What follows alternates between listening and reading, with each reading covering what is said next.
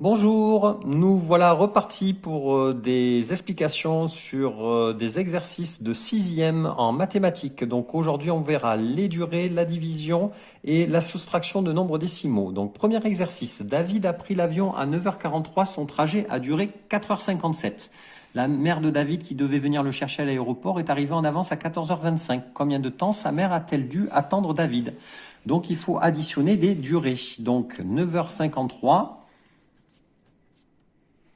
43, pardon, plus 4h57. Donc attention, quand on additionne des durées, j'ai juste le droit d'additionner des minutes ensemble ou des heures ensemble. J'ai pas le droit de mettre des retenues de minutes sur les heures. Vous pourrez lire dans les commentaires, j'expliquerai en détail. Et là, je vais pas l'expliquer pour gagner du temps. Donc 3 plus 7, ça fait 10. Donc je mets la retenue. 4 plus 1, 5 et 5, 10. Donc là, il faudrait que je mette une retenue dans les heures. Donc je vous dis, on ne la met pas. Ça ne nous donnerait pas le bon résultat. Et pour les soustractions, il faudrait casser des heures au lieu de mettre les retenues dans les heures. Donc on expliquera ça aussi dans les commentaires. 9 plus 4, 13. Donc ça nous donne 13 heures et 100 minutes. Donc il va falloir transformer 100 minutes. 100 minutes, c'est 60 minutes plus 40 minutes. Donc si je veux le total des heures, ça nous donne 13 heures.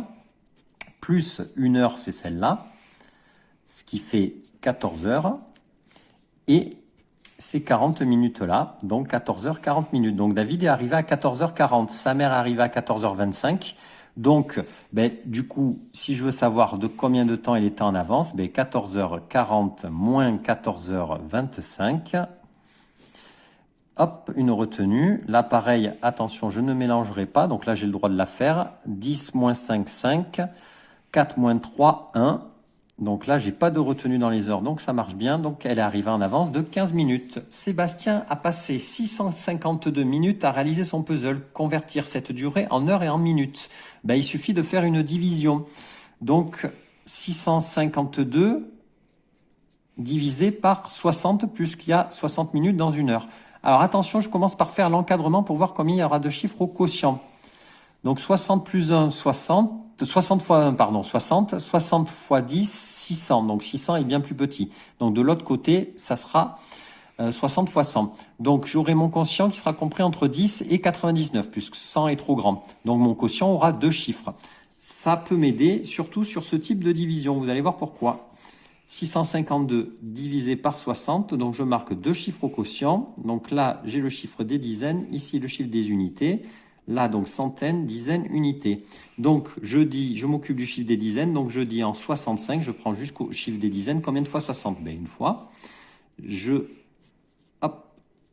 fais ma soustraction. Et là, je m'occupe du chiffre des unités. Donc, je descends le 2. Je sais quand est-ce qu'il faut le descendre, du coup. En 52, combien de fois 60? J'aurais tendance à dire 0. Mais là, ceux qui n'ont pas fait l'encadrement, ils auraient tendance à oublier le 0 et dire ça fait 1 heure et 52 minutes, ce qui est faux, ce qui fait 10. Donc, j'enlève 0, il me reste 52. Donc, la réponse, c'est combien convertir cette durée en heures et minutes. Sébastien, il a passé 10 heures à réaliser son puzzle et 52 minutes. Je passe à l'exercice 3, qui est aussi un exercice de division. Les mariés préparent le plan de table pour leur mariage. Ils ont invité 143 convives. Chaque table peut contenir 12 personnes. Combien de tables faut-il prévoir? La dernière sera-t-elle complète?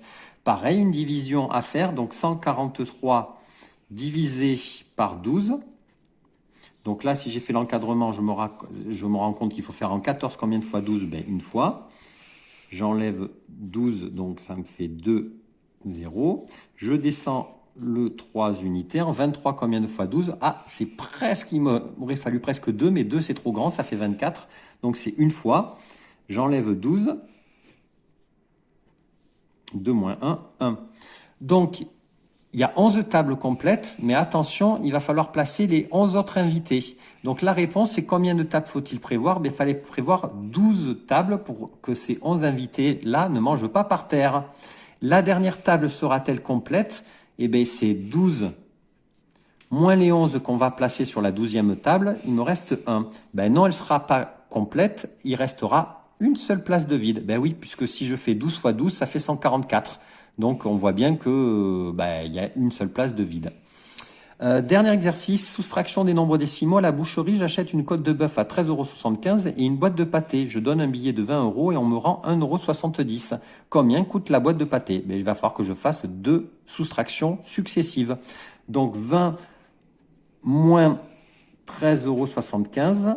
Attention, attention à bien aligner la partie décimale avec la partie entière. Donc là, j'oublie pas de rajouter les 2 zéros. Autrement, c'est complètement faux. 0 moins 5, donc pas possible. Donc 10 moins 5, 5. 0 moins 8, pas possible. Donc 10 moins 8, 2. 0 moins 4, pas possible. Donc 10 moins 4, 6. Et 2 moins 2, 0. Ça fait 6,25 €. Je n'oublie pas d'enlever la monnaie qu'on m'a rendue. 5 moins 0, 5. 2 moins 7, pas possible. Donc 12 moins 7, ce qui me fait 5. Et 6 moins 2, ça fait 4. Donc combien coûte la boîte de pâté? La boîte de pâté coûte 4,55 €. Je vous souhaite une très bonne journée.